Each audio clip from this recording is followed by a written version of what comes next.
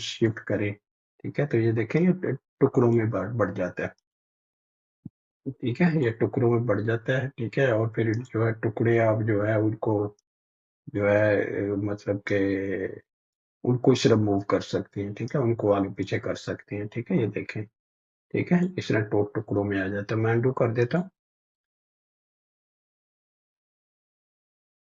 ठीक है?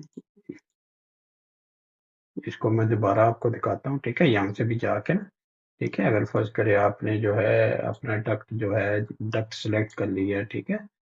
जो अपना आपका ये वाला डक्ट है, ठीक है? ये आपने सिलेक्ट कर लिया है, ठीक है?